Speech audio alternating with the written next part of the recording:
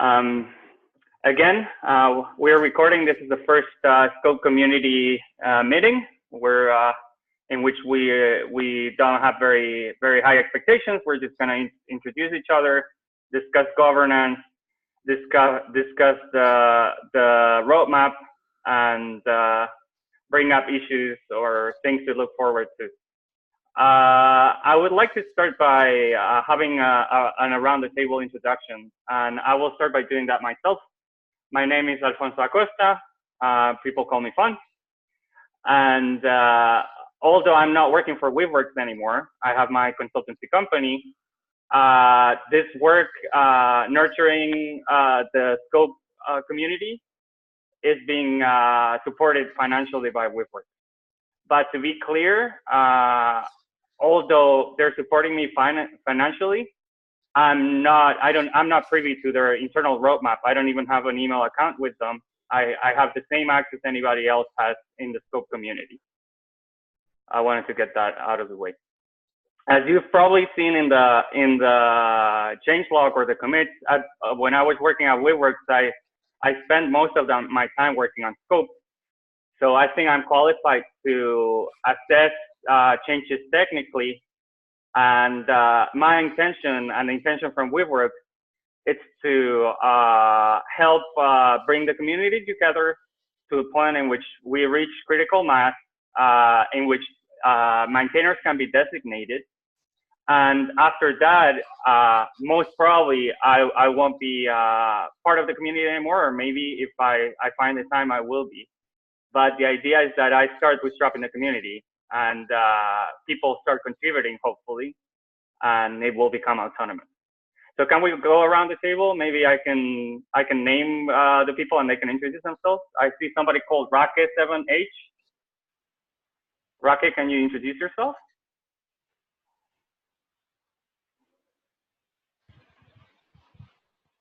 You're muted. Okay, maybe we can give Raque a bit more time. Lily, can you please introduce yourself, maybe? Sure. Hi, I'm Lily. I work at Weaveworks. What else? I just started on Scope. Maybe I can talk about this later, but I'm trying to add support for CRI, so that it would be independent from Docker. Yeah, so that's what I started working on around 2 weeks ago. All right, great. I see somebody called Uma Mukara. Hi, good morning, good evening, everyone. My name is Uma. I'm one of the co-founders of a company called Maya Data. We are the sponsors of an open source project called OpenEBS. Myself and my team has huge interest in Scope. Especially it aligns with our goals of making storage easy to use on Kubernetes, right? And we like Scope to the core. Let me put it that way. So I think we are interested in extending Scope mainly from the storage perspective. So I have a small team within the company that's still getting trained, I would say, on learning Scope internals. Brian is helping with a couple of PRs. Thank you, Brian. And we are all looking forward to learning more and probably at some point trying to do some major contributions with respect to storage into Scope. Thank you. Yeah, that's fantastic. Actually, I've seen an open PR from your team, I guess, adding PVs and volumes to the Kubernetes view. Right, great. Right. Next, you want to add something? No, that's all. All right. Nice meeting you, Fons. Yeah. All right, great. In my list, next to Uma was Daniel. Daniel, would you mind introducing yourself and telling you why you're interested in Scope? Sure. So I started working at Weaveworks 3 months ago. I'm a community manager. I'm part of the developer experience team. So I'm naturally interested in all kinds of developer communities, see how they do, and see if we can improve things there. So, and I love using Scope. All right, fantastic. Thanks, Daniel. Then we have Brian, who quite a few people will know, at least by name, maybe not in person. Brian, would you mind introducing yourself?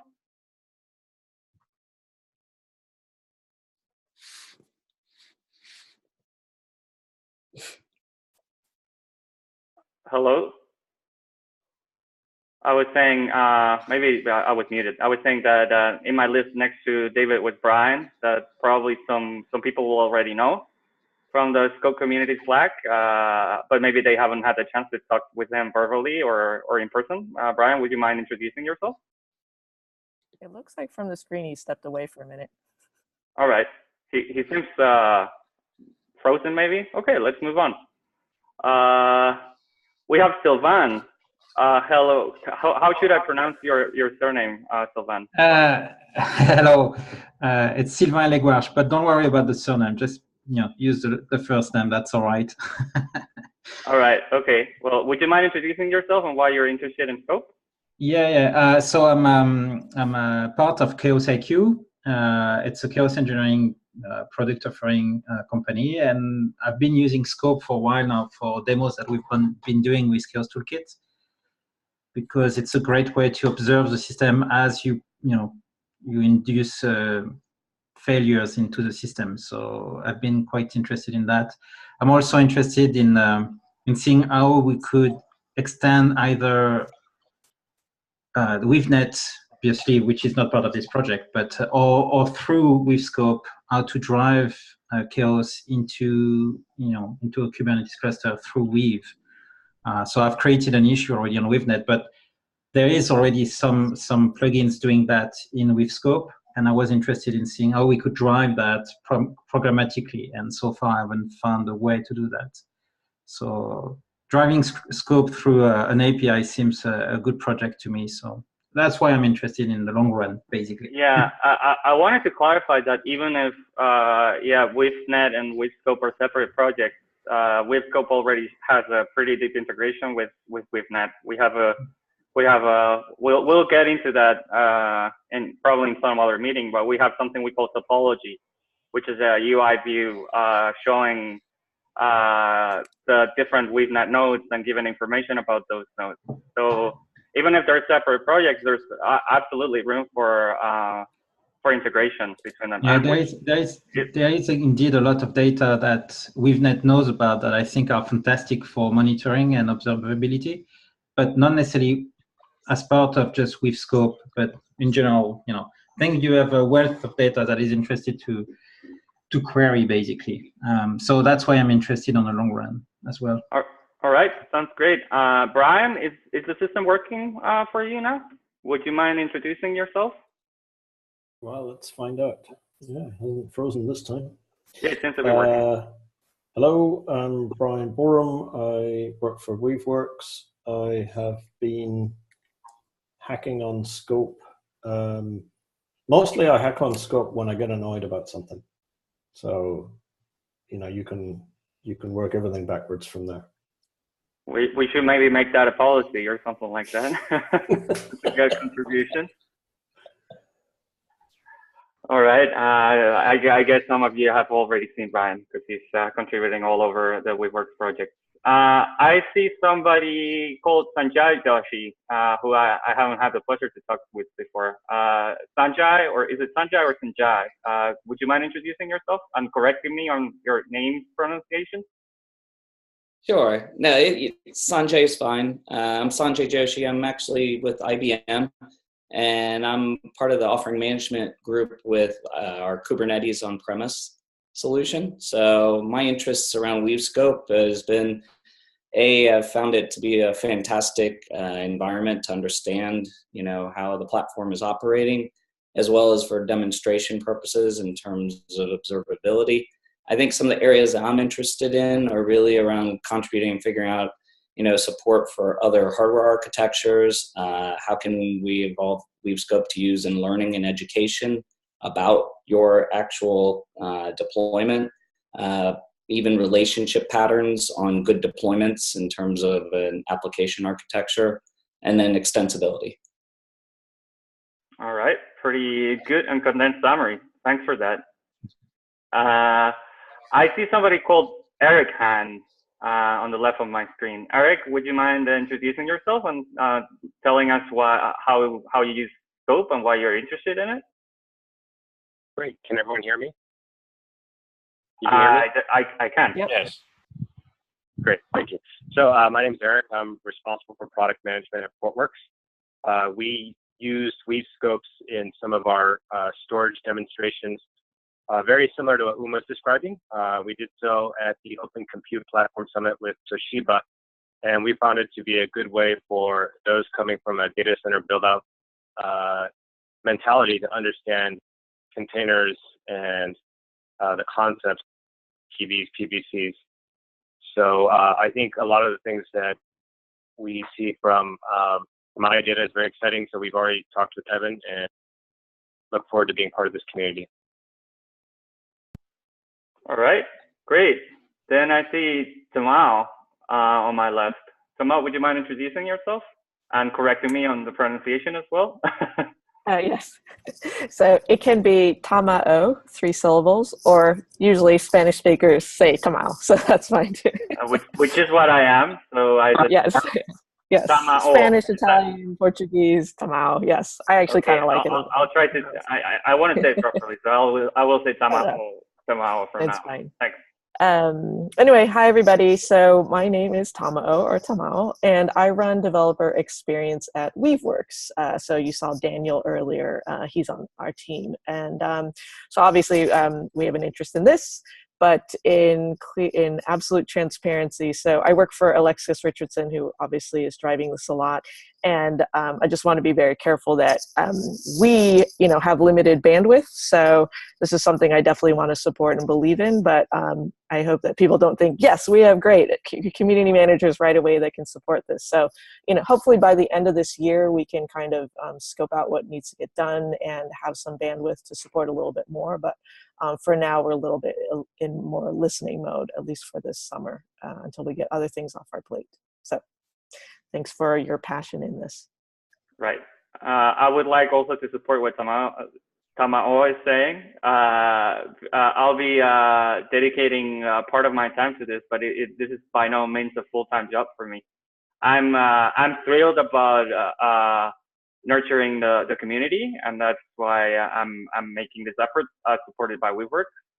But again, the main goal is to have an autonomous community without having let's say being autonomous and being supported by Weaveworks to a certain extent, but Weaveworks will be just like any other player, providing whatever support they have and whatever resources they have.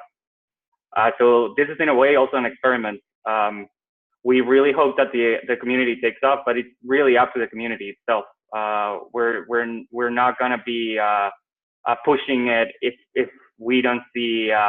Hopefully we will, but if we don't see the critical mass and the interest, we won't be artificially pushing it forward if we don't see that there's a faithful and true community interest on this. Okay, thanks, Amal. We have somebody called Stefan here. Hi, Stefan. Would you mind introducing yourself? Hey, hello guys. I'm Stefan. I work for Weaveworks. I'm part of Tamao's team. And my interest with Scope is I would really like to see more Istio internals in Scope. That's my personal opinion. I didn't quite get that. You said you want to see what specifically? Sorry. I would like to see in Scope more Istio internals. Metrics. Okay. It's Istio. I didn't. Okay. Yeah, maybe drive. Maybe drive Istio pilot from Scope at some point. I recall seeing a nickname with Istio in the call, but I don't know if somebody renamed themselves or what happened because I cannot see it anymore. Anyways, thanks a lot. Thanks. Welcome. We have Akash, who very clearly shows that he's associated with OpenEBS. Akash, would you mind introducing yourself? Yeah, sure. So I'm Akash Shrivastava. Currently, I'm working in Metadata, and I'm the part of the VBScope team. So at OpenEBS, we are trying to build a storage support for VBScope, and I'm the part of that team. So that's why I'm interested in VBScope. Thanks a lot, Akash. Who else is around here? Pradeep, who I'm not sure if I'm pronouncing that properly. Sorry. Who seems also to be affiliated to OpenEBS. Pradeep, would you mind introducing yourself?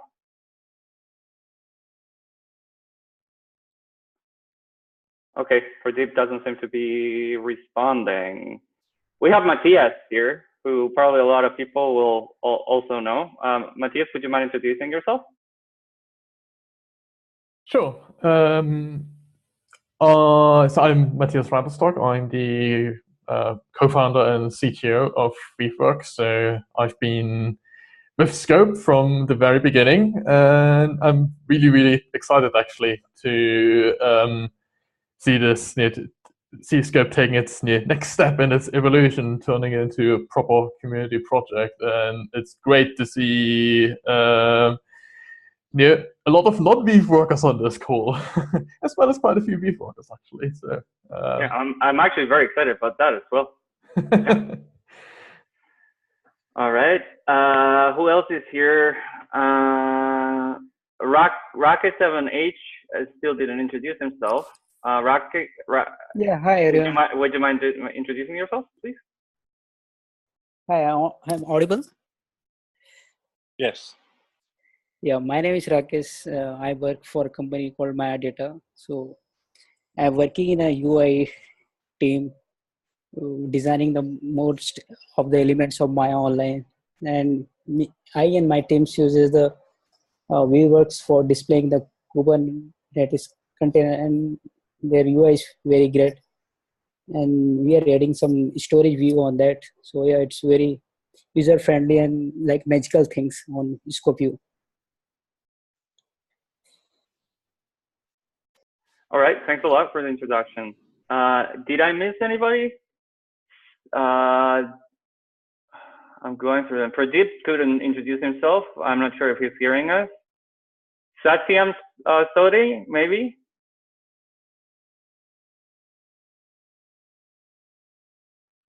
Satyam, you're unmuted. We cannot hear you though.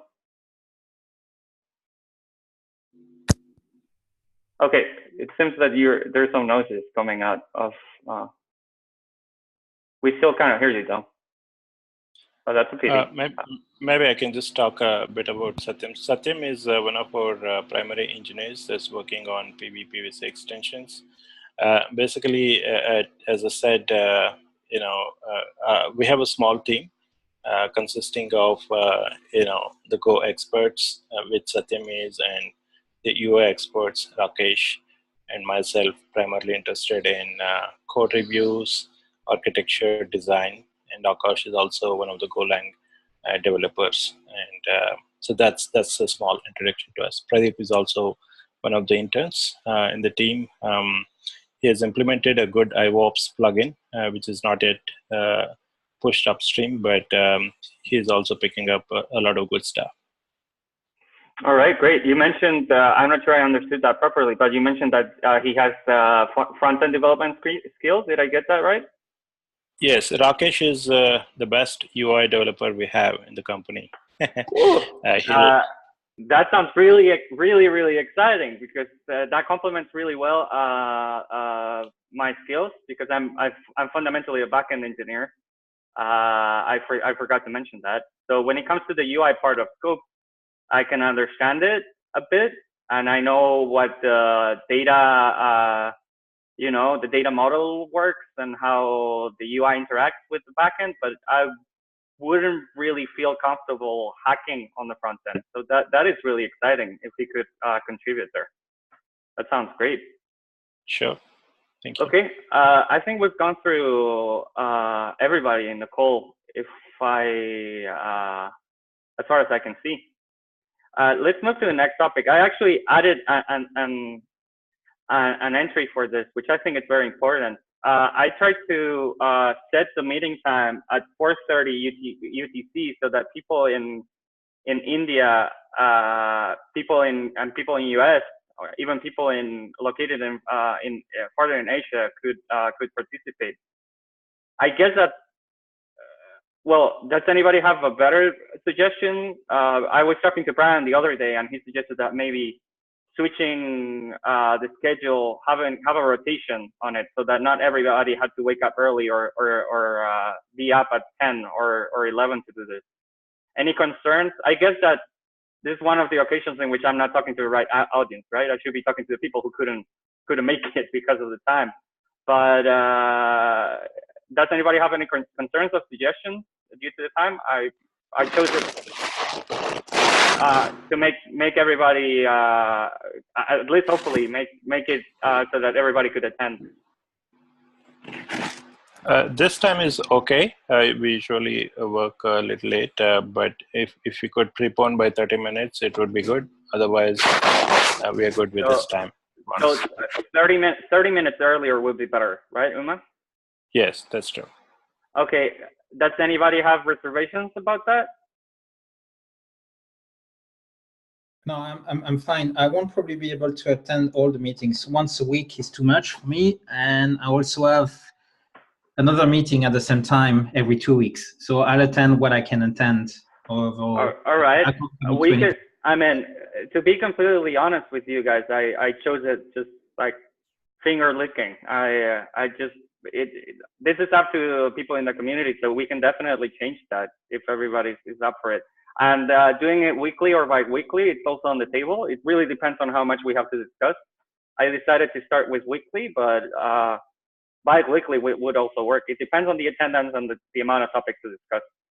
Also, I wouldn't want to construct the agenda all by myself. So what I'm gonna do is, well, either on the mailing list or on the Scope channel, please bring a topic to discuss beforehand. I'll try to remind people to do that. And also, now that we know each other, I don't mind giving right access to people who attend the meetings. I started by only having view access to it. Okay, so please, this is a community effort, so everybody can bring up topics for the agenda, and I would actually encourage you to do this stuff. And Sylvain, regarding your suggestion, I mean, would it work if we did it on another day of the week for you? No. I think I should rephrase. What I was trying to say is my commitment is going to be, hectic. So just, it's a community project. I work on many other community projects. And I understand. Okay. You come when you come. So I think it's fair to say, do whatever you need to do. Yeah, but what we my best to come up, but I understand. But what we need to do also concerns you, right? That's why I was saying. All right. Okay. Well, the time and the day is fine. It's just So I'll come up when I come up, and I think it's better because I can't commit much more anyway. So. All right, that sounds good. It seems like a minor thing, but the actual time of the meetings is very, very important. All right. Next topic and next item in the agenda is the project sharing and maintenance. So I don't know if you've seen it, but I created a PR. I can actually add it to the document so that you see it. With the initial governance, contributors, code of conduct, and maintenance for the project. I basically ripped off the documents from the CNI. The idea is to hopefully, and maybe we'll see, and if the community is up for it too, to make scope a project on the CNCF. We'll see. Hopefully that will happen. So it's good to comply with the requirements of CNCF early on. Other than that, it's really up to us. It's DCO based instead of CLA based. The code of conduct is taken from the CNCF, and the governance, at least preliminarily, is coming from the CNI, and it's vote based. Since I'm the only one figuring in the maintainers file for now, until we have critical mass and have maintainers, I guess that at least initially it will be me, and I will be listening to people, obviously, making the decision to move things forward. But the idea is that once we reach critical mass, we have enough maintainers to make what's detailed in the governance document possible.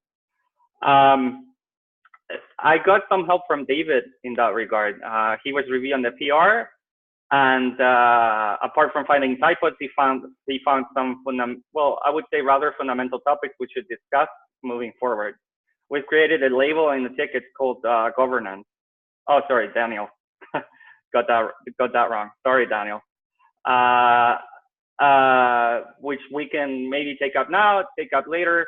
Does anybody have any concerns, any suggestions?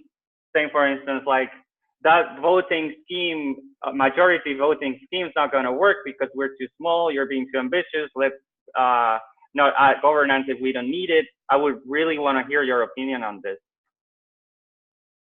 Any suggestions or comments? I think it's fine fonts. The way I say it is we're just starting.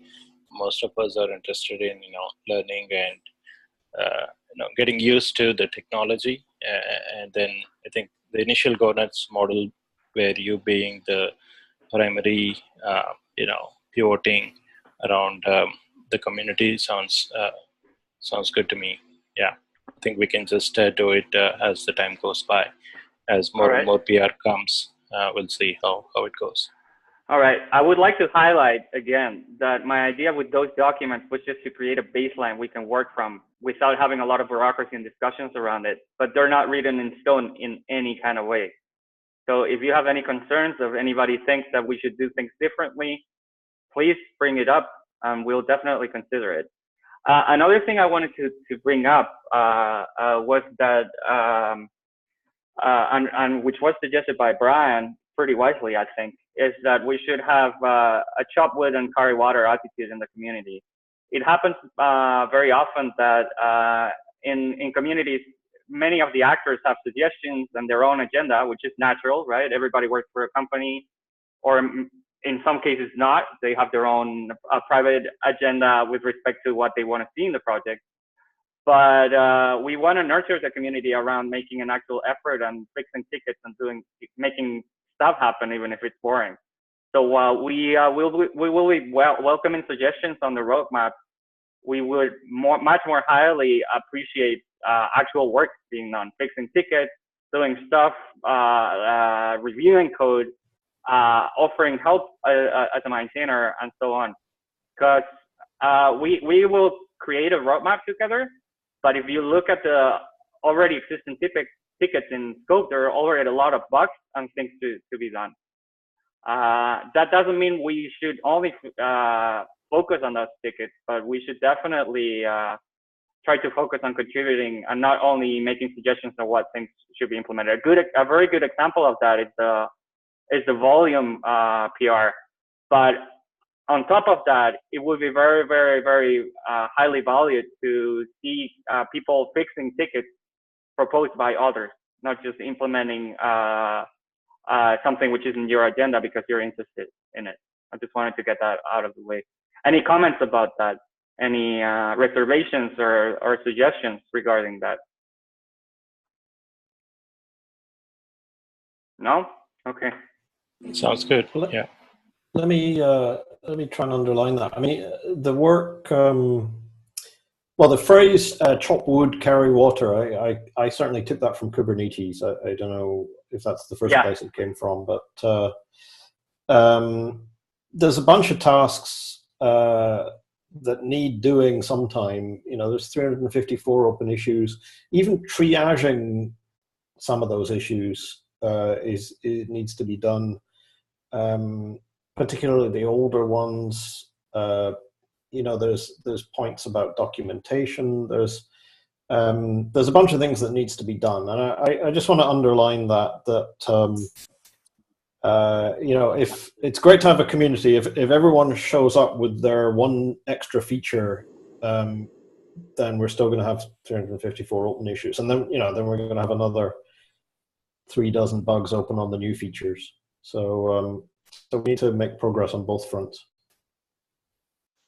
Yeah, I would just add to that that it might be good to have tags that, or at least a tag that labels good first issues, if you haven't gotten that already, so that, you know, early contributors or people who may not feel like their Go skills are super strong can still participate and help knock that number down. We do have a tag called label called needs help wanted. I'm not sure if it necessarily means it's easy to tackle. To be honest, I probably discussed that with Matthias at some point, but I've forgotten. Matthias, do you remember if we gave those semantics to help wanted? I'm not sure.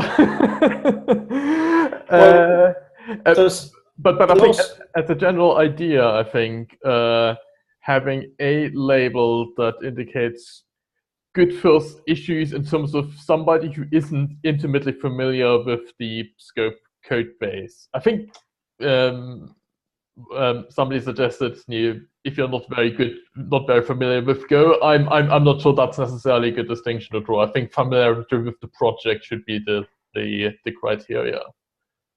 I agree with that. Okay, that's a good point. I'm looking at the help wanted tickets, and some of them seem to be easily accessible. Some other ones seem like, in all honesty, it wasn't in the roadmap for Weaveworks, because we have like ARM64 stuff and stuff like that. So I think it's a mixture between maybe it's easy and we don't have the bandwidth and we don't want to do it from the Weaveworks perspective. So we should definitely change that. So that's an action point for. I'm willing to take that one up. Review the tags and take up the help wanted one and see if we can transform it into, I don't know how to call it, good first help. I don't know. I suppose one issue might be that because you're not a front-end developer, Fons, it might be difficult sometimes for you to judge on the front-end side how complicated something might be. And that would be the same would be true for me, actually. That is actually very true. Is anybody interested in front end and willing to give me a hand on that? Rakesh was because it was brought up, seems to be qualified. Anybody else? Or actually, Rakesh, would you be interested? It's okay to say no, obviously. Yeah, I understand. All right. We can chat offline and think about it on the Slack channel, or we can keep discussing this. But I think that's a fair point being brought up. So I'll review the tags, and if anybody wants to chip in, I'll be discussing it live on the Scope community channel in the Weaveworks Slack workspace. I would point out that GitHub actually recommend two tags. One is good first issue, and another one is help wanted. And they mean different things. I personally suck at trying to decide how hard something is for other people, or even for me. I think a few issues are probably obvious, like things which require. Well, we'll see. Yeah. So you were suggesting to have help wanted, and what was the other label? Good first issue. Let me just post the page I'm talking about on. I don't even know how to work this keyboard. Let's try that again. Yeah, and that brings up an interesting kind of follow-on, which is the context of the tags themselves. Like, is it worth having a simple markdown that just describes what each of the tags means for our community? so that it's clear for people to use them. I believe GitHub recently added a feature where you can actually put some put some text against the tag, against the label. That's a very recent thing, like a few weeks old. So yes, we should do that. There is actually, I think there is actually a document in the scope, in the wiki, in the scope repo that has some descriptions of, if I remember correctly. It does? Oh, maybe.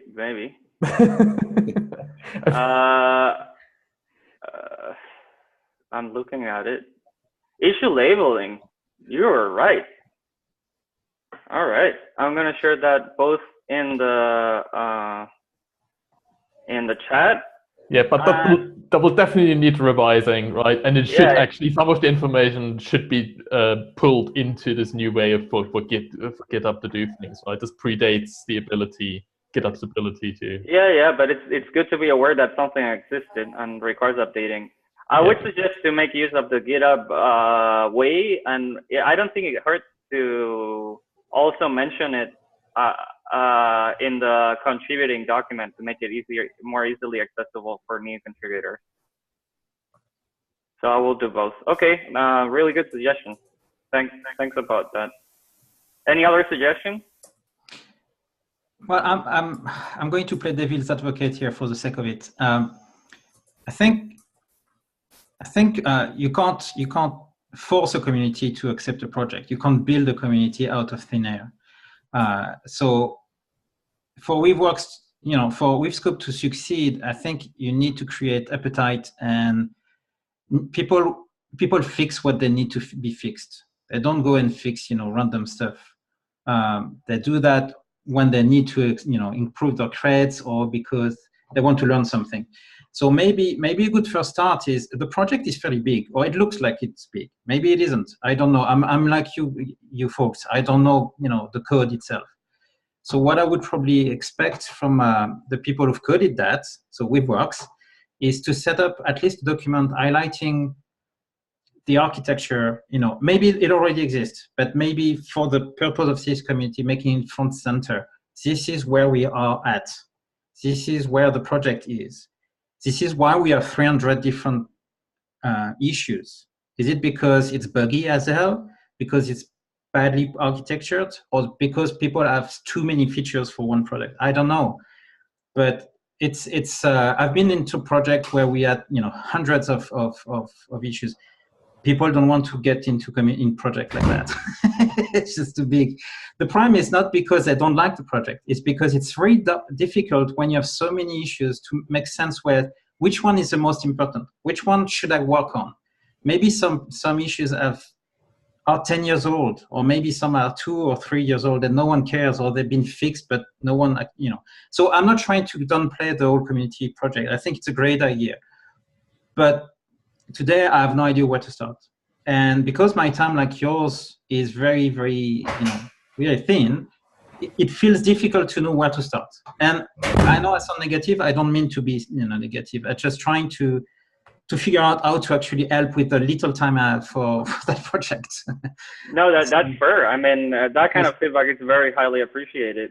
So we have already a specific action, which is labeling tasks as easily accessible, or we need help on this, which I'm going to take up.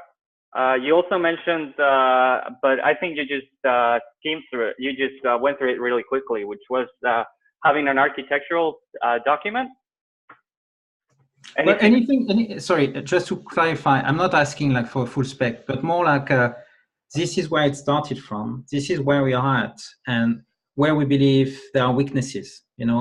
I created a small project, which was a small client server for WebSocket. And after a few years, I got, enough of this. I've done my bit. Now I give that to the community, whoever wants to take it off. I try to set up at least an article saying, this is where I think the project has weaknesses and where you need to be careful of. Because otherwise it's impossible. I can't go and read the whole code to understand where we need to put focus on. With 354 issues, the question is, why so many issues? What is it that maybe because Weaveworks had more important things to do, and that's fine. I'm not criticizing, but we need to understand where we starting from. And right now, I think that issue, that PR, that it's way too big for me. So I can't. There is one PR that you're participating on, I think, that's trying to set the thing for that, which is great. But until I get my hand on that, it's hard for me, and maybe for others. Maybe I'm just bitter. I'm just being negative for the sake of it. I don't know. I don't know what others think about that. Sorry for that. Let me just quickly chime in here, right? So yes, there are 354 issues. That is not surprising for a project that has been going for a few years and has had usually several people working on it, and it's been mainly Weaveworks projects, and we are actually very good about filing issues for not just stuff that's broken, but also stuff that we have an idea, hey, we should be doing this or we should be doing that, right? I think the issue list is in a pretty good shape, in a sense that I don't think you will find very much on there that has been fixed or is just completely irrelevant. I'm sure there's going to be some of it, but it's not going to be dozens, right? So just to give some color here, okay? That's fantastic feedback. I think that's a kind of feedback where people arrive and say, if they think the project is sane, it's much nicer to get into it. If the project is so broken that you're like, oh, where I'm starting now. So it's a good feedback, definitely. The thing you mentioned about architecture, etc., I think fonts will need some of that for the CNCF anyway, in order to do any presentations. We have some architectural information, but it's very, very, very high level, right? How the probes communicate with the app. And we have some documentation on the data model, how things are partitioned in topologies, which is but not much more than that. So yeah, an architectural document would definitely help, I think. Yeah, I mean, just to echo another view. I was just going to say, just to echo and agree with Sylvain that, institutional knowledge is obviously institutional. The people who've been working on the project thus far have the best sense and feel of the weaknesses that exist right now, or the areas that maybe need a little more strengthening or resilience, or the components that tend to be having more bugs reported than others, for example. And just having a snapshot of that would be a great starting point, just to capture that institutional knowledge, whatever that may be, in some form. And I think architecture is a piece of it. I think just a, lay of the land from Matthias's point of view, like he just mentioned, or even others who were contributing to the code base thus far, just a simple swag of weakness and strength is enough to get that institutional knowledge transferred to the community, in my opinion. Sure, that sounds good. Do you guys have any, just to use this as a reference, do you have any other projects which have done this before successfully? I'm not sure. Because it's a great idea, but I want to know if it's been proved to be helpful before. Definitely having good documentation is a thing which helps, right? But I can certainly have more projects who haven't done that, where the community has not grown, and some of my own projects certainly, because I didn't do a good job at that. So It's more of like Sanjit said, it's more like I've seen not being done, and it hinders the effort. So it seems to me that doing it is probably yeah, I understand. I would like not to challenge you, but actually to have it as a reference. I would like to have good examples of that. And since you brought it up, I would be thrilled to have a look at projects which have used that. Like we like, it's clear that better documentation helps, but I'm curious as to specifically mentioning weaknesses and strengths. Okay, I don't have an example, I'm sorry, and I will try to see if I can find one, but to make a bit more concrete, we've got lots of people from Weaveworks here, and I assume, together they probably have ideas, and I guess maybe a meeting, among, Weaveworks with an issue saying, well, this is what we know of the product, this is where we think there are things that maybe could have been done differently and that have created that sort of difficulties for the kind of new features is fantastic already. Or even on top of that, something like for the various features that have been asked, this is where you probably want the entry point for that. Start there. Start looking at that. That's a good example for mimicking that into the product, into a new feature, because that also helps, you know? All right. Okay. So. And I'll also think, I mean, this pattern, I can't think of an open source project off the top of my head, but this happens a lot also within the enterprises in terms of you have handoffs of dev teams taking, you know, a product and handing it off and saying, now this group will support this. And there are some documentation templates that I might be able to track down that at least give a sense of what areas they think about or talk about in a handoff. But that's a similar pattern. All right. I mean, I would be super interested to see those templates to use as a guide. So would you mind looking into it and sharing them with me? I'll hunt around a little bit, and I'm willing to do that. All right, great. Any other suggestions or caveats or concerns?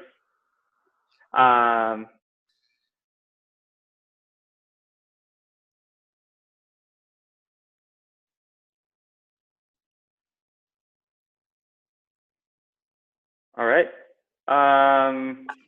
So I actually want to bring an actual issue, which is pretty painful and we should fix. And I honestly don't have a good solution for, which is the integration test. So WeaveScope has unit tests, and it's very easy to build and to run the unit tests. It's all documented in the initial contributors document. But one of the problems we have is that we have integration tests, but those run in WeaveWorks infrastructure. And we make that possible in CircleCI by having a secret credential, right? That also means that when you create a fork from the repo, those integration tests are not going to be running because we don't want to allow random people to run things in our infrastructure or have access to it, right? So that is the problem we need to resolve, because a pattern I've seen before with contributions is that they run the unit test in their fork, and then things get merged into the WeaveWorks repo, and then the integration tests kick in and they break, right? And only the people who have access to the WeaveWorks infrastructure, which I don't even have right now, are the only ones who can fix the test, because they're also difficult to debug locally, right? So I would be very, very, very curious to see if there are any suggestions or ways to solve this problem. So when you say integration tests, are you talking about mainly APIs, or are you talking about environments? I would say it's always in Google Cloud right now, at least in the Scope project. I know that WeaveNet made the transition to a more sophisticated, probably Brian can chip in here, but WeaveNet has made, let's say, an upgrade in the integration test, and they check different environments. They check Kubernetes and so on. But in Scope, it's just checking interoperability between the probe and the app. The probe is the agent running in the machine. So not unit tests, but actually running the real deal, and testing properties like connections, testing that certain properties which should be there are there in a real system. So more like system integration tests. I don't know if that answers your question. Yeah, I mean, it almost sounds like you need an environment that can generate the properties that the agent retrieves, or the probe retrieves, and then surfaces properly to the front end. Yeah, that would be one scenario we want to test, right? Which is not easily testable in a unit test, right? Because you want to test how the software reacts to in an actual environment, right? not But just hang on, mock. let's not go too deep on this. The problem that Fons is highlighting is we've got a lot of test scripts, and they run in a way that requires the ability to create Google Cloud virtual machines. That's the bit that we're not just going to give away free virtual machines and to an infinite extent. So yeah, I think just we can probably find some bot mechanism that allows the maintainers to flag issues as okay to test. And the reason we don't just run every PR through that is the Bitcoin mining thing that people will write. So people will submit PRs which mine cryptocurrency or what would do something else with our resources. So I think the simplest thing we need is just some kind of a bot that we can flag PRs as safe to run the tests on. There's some second order stuff, like if you actually want to work on the tests, then again you have to be able to create some VMs. But I don't know, I mean, if you're committed enough to actually do that work, then you can probably come up with the resources to run some VMs as well. Yeah, actually, that has happened in the past, right? The Kimvault guys have replicated that environment in their own fork. It requires adding a configuration to Circle CI so that you run the tests in your own infrastructure. But that's I think there's a bit of friction there. I don't think we can expect people fixing minor stuff or allegedly minor stuff to need to do that, right? I think it adds friction to joining the project, or friction to the maintainers who need to fix broken integration tests because they weren't tested in the fork. Yeah, but I think what Brian suggested about having a bot that allows the maintainers to flag a PR and saying, yeah, please. Oh, all right. Okay. Yeah. That's the definitely. way. Okay. Do we have any implementation in mind, or is that just an idea at this point? These things do exist, I'm sure. Brian, do you know of any?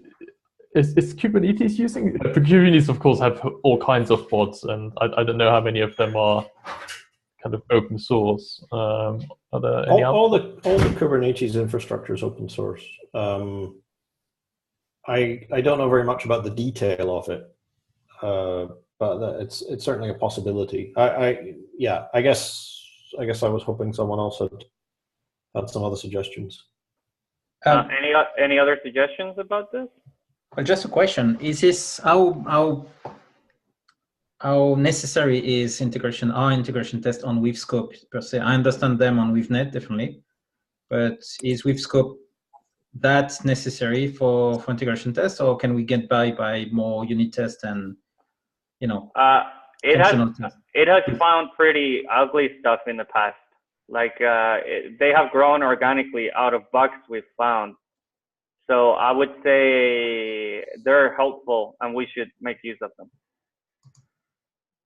I think they're important enough to make an effort to fix it and make it easy to use, in my point of view, at the very least. Okay. All right. That's good, and that's a good suggestion. Thanks, Brian. I'll look into it.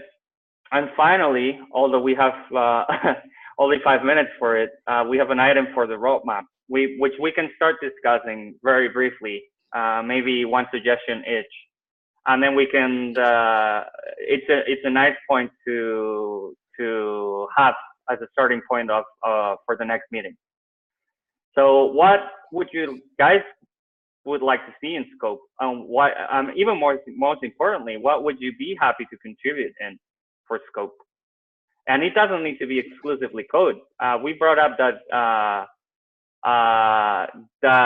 documentation is important to lower the entry point, right? So that would also be super helpful. It doesn't need to be code per se. Triaging issues would also be good. So I would like to ask, what would you like to see, and what would you like to contribute on?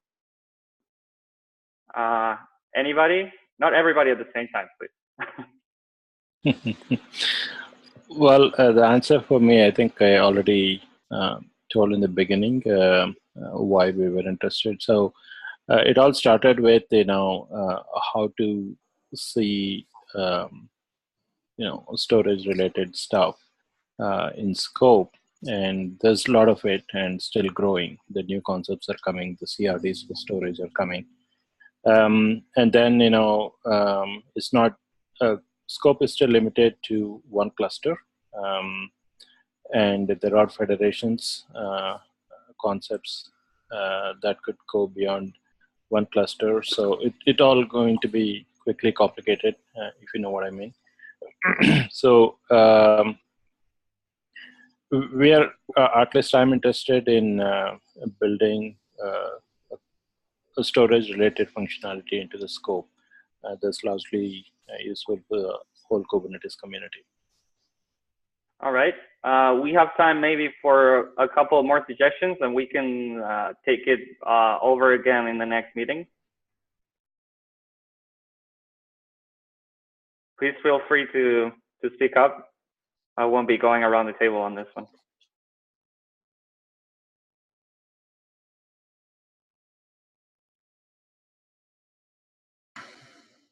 Hey, I see a potential in integrating scope with Prometheus. Like if you have a if you have deployed Prometheus operator, for example, Kubernetes cluster, scope can get more metrics out of Prometheus without having to scrape those metrics by itself. Could be a flag on when you install it or something like that, that points scope to, okay, here is my Prometheus instance that has all the metrics for my cluster, and scope could make some real-time graphs out of that without implementing all of those inside the scope probe. All right, that's something we have actually thought about, or we thought about internally at Weaveworks before I left, and we probably bring a lot of value in scope, I think. Can we have one more suggestion, maybe?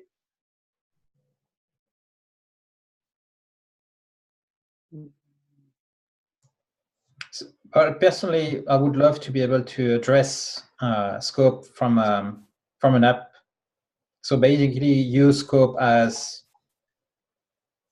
a monitoring tool, but without a human involved. So being able to query scope for data that it holds, that would be helpful to me.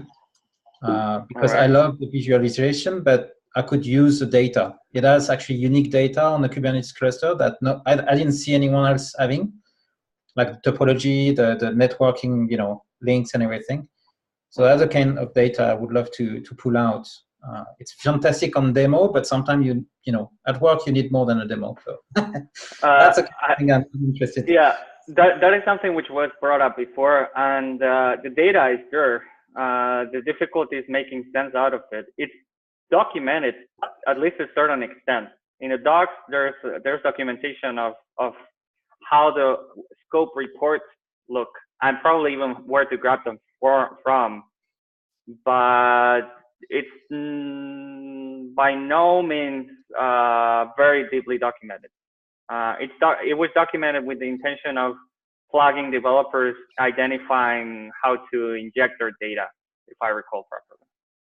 But yes, that was brought up before. Okay, I think we're run out of time. Just to summarize, I would like to thank you all for being here today. I would like to summarize the action. I'll be going through the tags in scope, at least adding the needs help and good first issue. Sanjay mentioned that he would probably be able to look into templates to document the existing knowledge from the maintainers on scope. I will also look, hopefully with the help of Rakesh, into the front end issues, which I don't think I'm super capable of assessing myself. And I will look into the the integration test bot. I would very much appreciate help on that, because as I said, I only have time on the side, and the intention is not for me to only me helping on that side. So I would be thrilled if people could be taking up actions as well. Is anybody up for helping with the bot? I see some nodding, not a lot of. Okay, well, okay, I'll look into this and we can maybe discuss it in the Scope channel. Well, thanks a lot, everyone, for attending. And if the plan is to have this meeting again next Tuesday, and out of the suggestion from Uma, I think it was, we'll do it half an hour earlier. Thank you, Fons. All right, thanks a lot, everyone. It was a pleasure to meet you, and I'm excited to see how we bring the community forward. Thank you. Have a good day. Have a good day. Bye. And a good night. Bye, guys. Bye. Bye.